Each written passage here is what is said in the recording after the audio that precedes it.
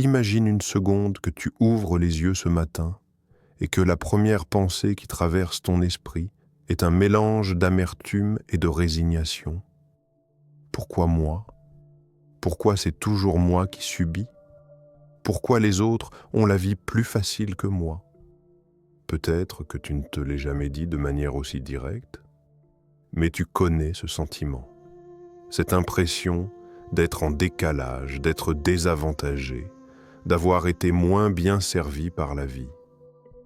Ce sentiment tenace et collant qui revient dans les moments difficiles, l'impression d'être victime du monde, des circonstances, des gens, de ton passé, de ton environnement, de tout sauf toi.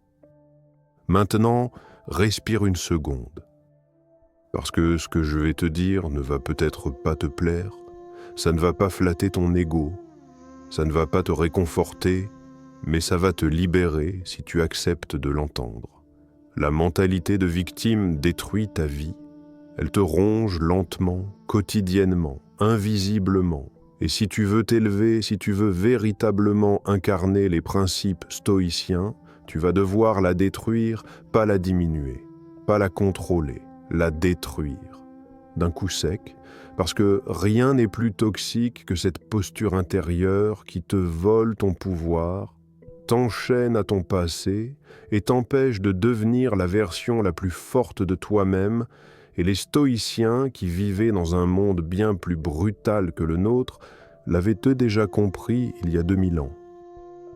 Eux ne te couvraient pas de mots doux, ils ne validaient pas ton sentiment d'impuissance. Ils t'arrachaient à ton auto-apitoiement pour te montrer ce que tu refuses de voir. Tant que tu te vis comme une victime, tu n'es libre de rien. Aujourd'hui, tout le monde fait exactement l'inverse. La société actuelle adore les victimes. Les réseaux sociaux valorisent la plainte. Certains milieux encouragent même une compétition malsaine. Qui a souffert le plus? Qui a le passé le plus difficile? Qui a l'histoire la plus dramatique?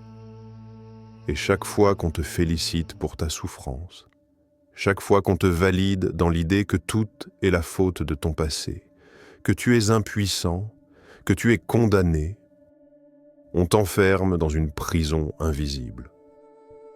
Une prison dont tu n'oses même plus essayer de sortir, parce qu'on t'a appris que c'est normal d'être coincé, normal d'être impuissant, normal de subir. Le problème? La victimisation est confortable. Elle te donne un statut, elle te donne des excuses. Elle te permet de ne rien changer tout en te sentant légitime. Elle te permet de dire « Ce n'est pas ma faute, je n'y suis pour rien, je n'ai aucun pouvoir ». Mais cette illusion de confort t'empêche d'avancer d'un millimètre. Les stoïciens appelaient ça une illusion qui rétrécit l'âme. Parce qu'elle te fait croire que tu es fragile alors que tu es capable de beaucoup plus. Elle t'empêche de révéler ta force, ta discipline, ta grandeur intérieure. Regarde ce que la mentalité de victime te fait réellement. Elle t'empêche de prendre des décisions difficiles. Elle t'évite de te responsabiliser. Elle te protège de l'effort. Elle te bloque dans un rôle passif. Elle te persuade que tu es juste un spectateur. Et tant que tu penses comme ça, tu ne deviendras jamais acteur de ta propre vie. Regarde les stoïciens. Épictète, esclave pendant des années, aurait pu devenir l'icône parfaite de la victime moderne. Il aurait pu passer sa vie à dire que son passé l'a brisé, qu'il n'avait aucune chance, qu'il était condamné. Mais lui disait l'inverse. Ce qui trouble les hommes, ce ne sont pas les choses, mais les jugements qu'ils portent sur ces choses. Il était littéralement enchaîné. Mais son esprit, lui, était libre. Il refusait d'adopter une mentalité de victime, même lorsque la situation lui donnait toutes les raisons de le faire.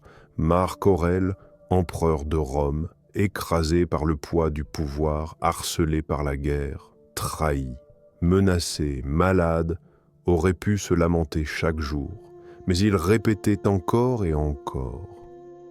Tu as pouvoir sur ton esprit, pas sur les événements extérieurs.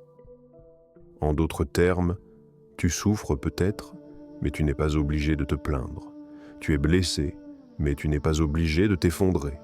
Tu as été trahi, ignoré, rejeté, mais tu peux toujours choisir ta posture. Et cette phrase est une bombe. Tu peux choisir ta posture, pas ce qui arrive, pas ce que les autres font, pas ce que la vie t'envoie, mais ta posture intérieure. Le stoïcisme n'est pas une philosophie douce, c'est une philosophie exigeante. Elle te prend par les épaules et te dit « Qu'est-ce que tu vas faire maintenant ?» Parce qu'être victime, c'est un rôle confortable. C'est un rôle socialement valorisé. C'est un rôle qui attire l'attention. C'est un rôle qui te déresponsabilise et c'est précisément pour ça que ce rôle te détruit. Tant que tu es victime, tu n'as rien à faire. Tu n'as rien à changer. Tu n'as rien à améliorer. Tu attends que ça s'arrange. Tu attends que quelqu'un te sauve. Tu attends que la vie devienne plus facile. Et tu sais quoi? Personne ne vient. Personne ne viendra.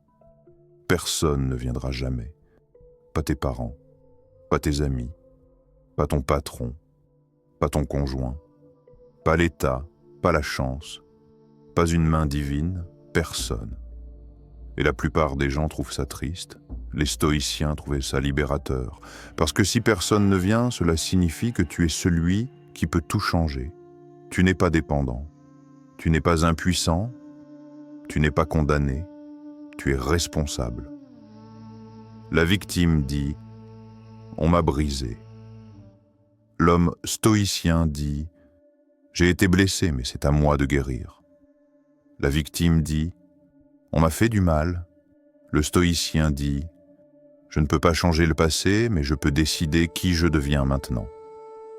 La victime dit « Je n'ai pas eu de chance ». Le stoïcien dit « Je vais créer ma chance ». Et c'est exactement ce que tu dois commencer à faire, te réapproprier ton pouvoir intérieur. Regarde comment cette mentalité de victime détruit ta vie dans le concret. Prenons tes relations. Quand tu dis « je donne trop, les autres profitent de moi », ce que tu dis réellement c'est « je refuse de fixer des limites, je refuse d'être clair, je refuse de dire non ». Et c'est plus facile d'accuser les autres que d'admettre ta passivité. Le stoïcisme te dit « Tu ne contrôles pas les gens, tu contrôles ce que tu acceptes. » Dans ton travail, quand tu dis « On ne voit pas ma valeur, je n'ai pas eu d'opportunité, je suis malchanceux », en réalité tu refuses de voir que tu t'es assis dans un rôle passif, tu attends qu'on te reconnaisse, au lieu de te rendre incontournable. Tu attends qu'on te valorise au lieu d'augmenter ta valeur. Et dans ta vie personnelle, quand tu dis « j'ai pas le temps, j'ai pas l'énergie, c'est trop dur », ce sont des phrases d'abandon, de renoncement, des phrases qui font de toi quelqu'un qui se regarde tomber sans rien faire, et les stoïciens, eux, diraient « ce n'est pas trop dur ». C'est toi qui t'es affaibli en tolérant la facilité. Tu veux un exemple concret qui résume tout? 2 personnes perdent que leur emploi le même jour. La première dit « C'est injuste. Pourquoi ça tombe sur moi? Je n'ai pas de chance. Je suis foutu. » Elle s'effondre, dramatise, s'identifie à sa douleur. La deuxième dit « Je ne contrôle pas cette perte, mais je contrôle mes actions. Je vais me former, revoir mes compétences, préparer mon retour, réorganiser mes priorités. » Même événement. 2 destins totalement différents. La différence, ce n'est pas la chance. Ce n'est pas le contexte. Ce n'est pas le passé. C'est la posture intérieure. C'est elle qui façonne ta vie bien plus que tes circonstances. Tu n'es pas défini par ce qui t'arrive. Tu es défini par ce que tu décides de faire de ce qui t'arrive. Et c'est là que l'enseignement stoïcien devient explosif. Ton identité n'est pas une blessure, ton identité est un choix. Ton passé t'a blessé, mais toi, tu décides si ces blessures deviennent des chaînes qui t'attachent ou des cicatrices qui témoignent de ta force. Une chaîne t'empêche d'avancer. Une cicatrice te rappelle que tu as survécu. Et toi, tu as survécu. Tu es encore là, tu respires. Tu as déjà traversé des choses que tu ne pensais pas pouvoir supporter. La seule question, maintenant, c'est qu'est-ce que tu fais de cette force? Si tu veux incarner le stoïcisme, alors tu dois devenir quelqu'un de dangereux. Pas dangereux pour les autres, dangereux pour tes excuses, dangereux pour ta paresse, dangereux pour ton ancienne version, dangereux pour ce rôle de victime qui te colle à la peau. Tu dois devenir quelqu'un qui ne se laisse plus impressionner par les difficultés. Quelqu'un qui avance malgré la peur, malgré l'incertitude, malgré la fatigue, quelqu'un qui se construit au lieu de se plaindre, quelqu'un qui agit au lieu d'attendre, quelqu'un qui canalise sa force intérieure au lieu de la gaspiller en lamentation. C'est ça être stoïcien, pas être froid mais être solide, pas être détaché mais être inébranlable. Et voilà pourquoi cette leçon est interdite aujourd'hui, parce qu'elle dérange, elle détruit les excuses. Elle brise les illusions, elle te met face à toi-même, elle te force à admettre que tu pourrais être bien plus puissant que ce que tu montres, elle te retire l'option de te plaindre. Elle t'oblige à augmenter ton niveau d'exigence, elle te demande de devenir responsable, et le monde actuel n'aime pas la responsabilité, il aime la fragilité, il aime les drames, il aime les plaintes. Le stoïcisme, lui, aime la force, une force calme, une force intérieure, une force qui ne dépend pas des circonstances, une force qui commence quand tu dis « Je prends la responsabilité de ma vie, alors maintenant c'est à toi de choisir ».